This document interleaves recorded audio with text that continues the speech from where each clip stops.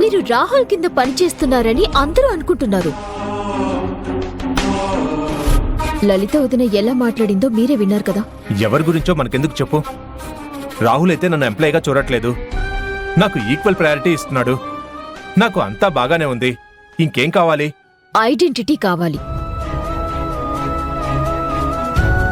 Yes Srikar, నీకంటూ ఒక గుర్తింపు కావాలి.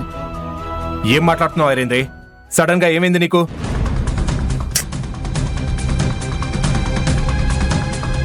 ఐరేంద్ర చెప్పిన మాటల్లో అర్థం ఉందిరా. నిజానికి నేనే నీతో ఈ విషయం గురించి మాట్లాడదామనుకున్నాను. మీరైనా చెప్పండి అత్తయ్య, అప్పుడైనా ఆయనకు అర్థమవుతుందేమో. చూడు శ్రీకర్, ప్రతి తల్లి తన కన్న బిడ్డకి ఒక ప్రత్యేక గుర్తింపు, గౌరవం కావాలని కోరుకుంటుంది.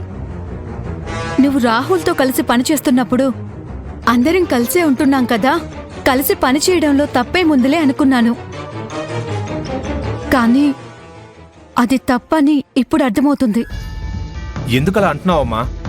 ఏం లేదు శ్రీకర్, మీ నాన్నగారు వేదవతి గారి తమ్ముడిగా, వాసుదేవ్ గారి బామ్మర్దిగానే అందరికీ తెలుసు. ఆయనకంటూ ఒక గుర్తింపు లేదు. నీ విషయానికొస్తే రాహుల్ బావగానే నిన్ను గుర్తిస్తున్నారు. ఇదే పరిస్థితి రేపు నీ పిల్లలకు రాకూడదు అంటే నీకు నువ్వుగా సొంతంగా ఎదగాలి.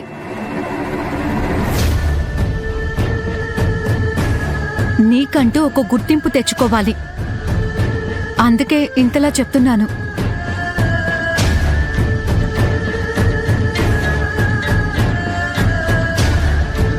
శ్రీకర్ ఆలోచనలు పడ్డాడు. ఎస్, మీకేంటండి మగవారు, బయట ఆఫీస్లో ఎలాంటి భేదాలు లేకుండా కలిసిమెలిసి ఉంటారు. ఆడవాళ్ళు అలా కాదు.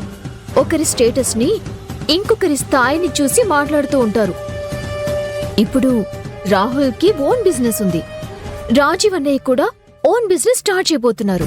రేపు అభి, లలిత వదిన వాళ్ళ హస్బెండ్స్ గురించి గొప్పగా చెప్పుకుంటారు. అప్పుడు నేనేం చెప్పాలి? నాకెంత చిన్నతనంగా ఉంటుందో ఆలోచించారా? ఇంక నువ్వేం ఆలోచించమాకురా. వదినతో నేను మాట్లాడతాను. నువ్వు ఏ బిజినెస్ చేస్తావో ప్లాన్ చేసుకో చాలు.